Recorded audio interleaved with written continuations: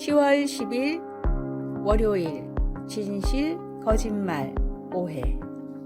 2018년 야구 시즌에 시카고 컵스 코치가 더가웃 옆에 앉아있는 소년에게 야구공을 주려고 공을 던졌지만 어떤 한 남자가 그 공을 잡아챘습니다. 이 영상이 순식간에 퍼지면서 뉴스 매체와 소셜미디어들은 그 남자의 행동을 비난했습니다.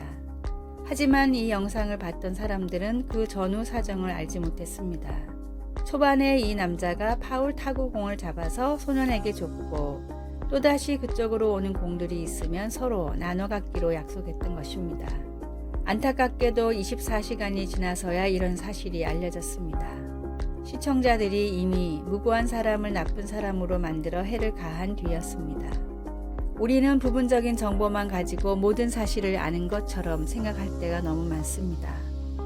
현대의 문화 속에서는 전체 이야기를 다 들어보지도 않고 극적인 영상과 선동적인 트윗의 단편만 가지고 사람들을 매도하기 쉽습니다. 그러나 성경은 거짓된 풍설을 퍼뜨리지 말라고 경고합니다. 비난하기 전에 가능한 모든 노력을 다해 진실을 확인해야 하며 거짓말에 동참하지 않도록 해야 합니다. 우리는 감시자 정신이 발동하거나 열정이 불붙어 심판의 물결이 요동칠 때마다 조심해야 하며 다수를 따라 악을 행하지 않도록 우리 스스로를 지켜야 합니다. 예수님을 믿는 우리가 거짓된 풍설을 퍼뜨리지 않도록 하나님께서 도와주시기를 간구합니다. 우리가 지혜를 드러내고 오직 진실만을 말하도록 하나님께서 우리에게 필요한 것들을 공급해 주시기를 소원합니다. 말씀, 너는 거짓된 풍설을 퍼뜨리지 말며 악인과 연합하여 위증하는 증인이 되지 말며. 출애굽기 23장 1절. 찬송 546장 주님 약속하신 말씀 위에서. 기도, 하나님, 세상의 일들이 너무 빨리 진행되어 무엇이 사실인지 알기가 어렵습니다. 경청하고 주의를 기울이고 진실만을 말할 수 있도록 도와주소서. 예수님의 이름으로 기도드립니다. 아멘.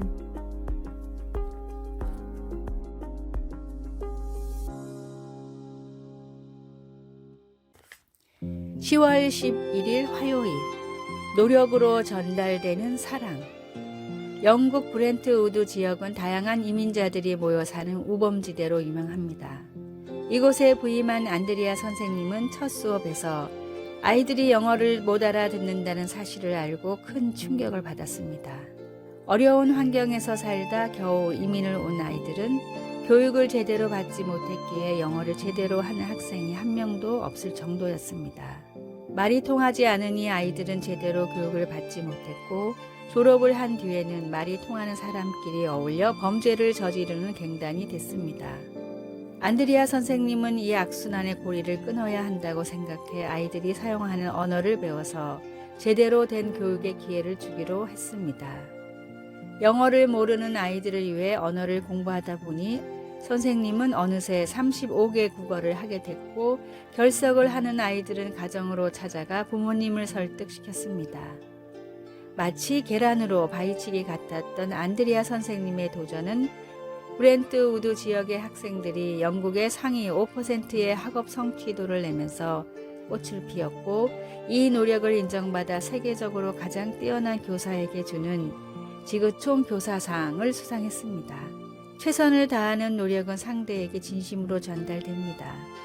예수님의 희생과 성도들의 열띤 전도가 상대방을 위한 진심이라는 것이 전달되도록 최선을 다하여 봅시다. 오늘의 말씀.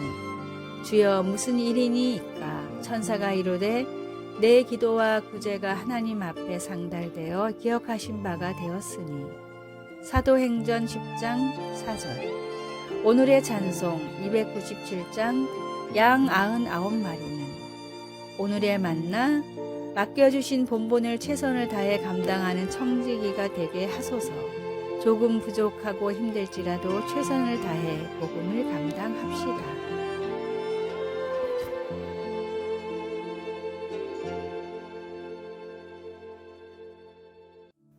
(10월 12일) 수요일.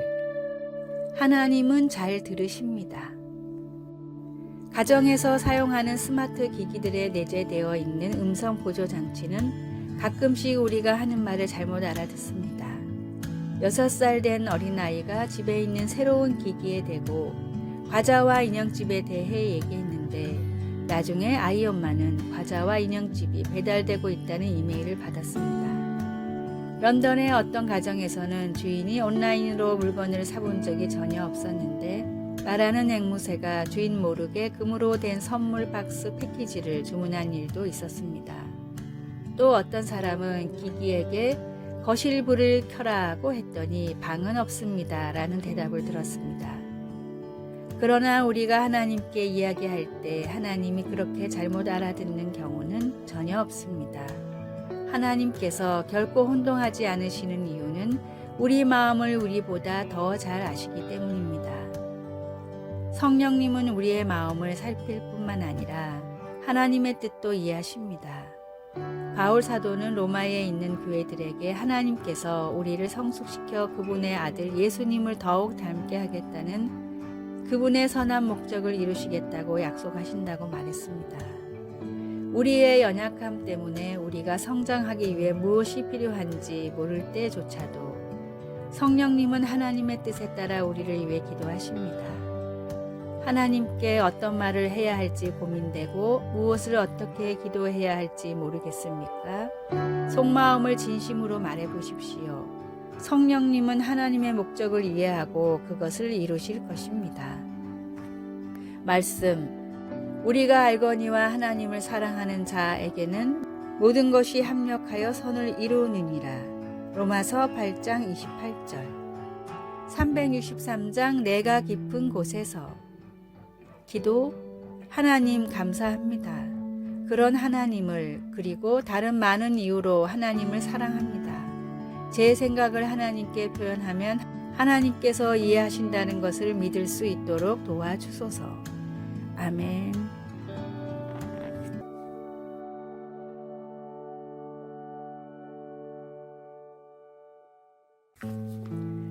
(10월 13일) 목요일 특허를 포기한 이유. 미국 시카고의 한 실험실에서 어떤 남자가 전선을 잡고 서 있었습니다. 주변에는 수많은 기자들이 카메라를 들고 있었는데 남자는 조수에게 전력 스위치를 올리라고 말했습니다.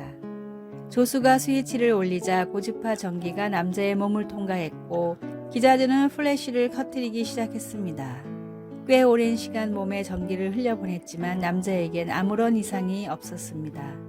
다음날 신문에는 이런 기사가 대서특필됐습니다. 니콜라 테슬라, 에디슨과의 전류 전쟁에서 승리하다. 교류의 승리.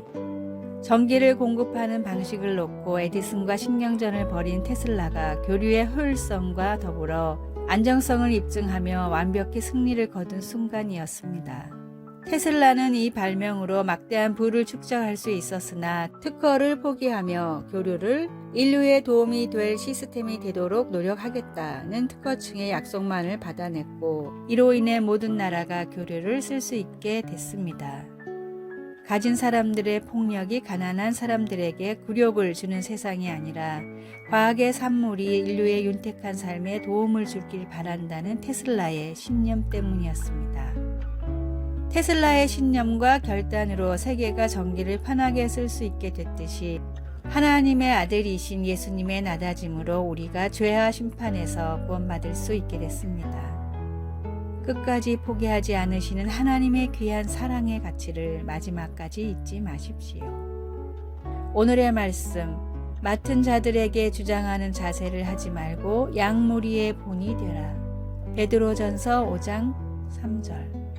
오늘의 찬송 283장 나 속죄함을 받은 후.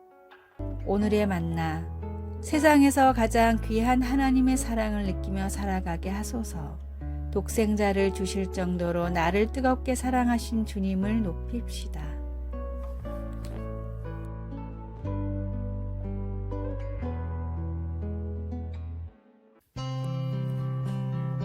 (10월 14일) 금요일 잘 쉬는 것. 시계가 새벽 1시 55분을 깜빡이고 있었습니다. 늦은 밤에 나누었던 문자 대화가 계속 생각나 잠이 오질 않았습니다. 실타래처럼 엉켜있는 이불을 풀어 가만히 소파에 펼치고 다시 잠드는 요령을 네이버에서 찾아보았지만 하지 말아야 할 것들에 대한 정보만 눈에 띄었습니다. 낮잠 5분을 자거나 카페인을 섭취하지 말라거나 늦은 오후에 운동을 해서는 안 된다 등등 말입니다.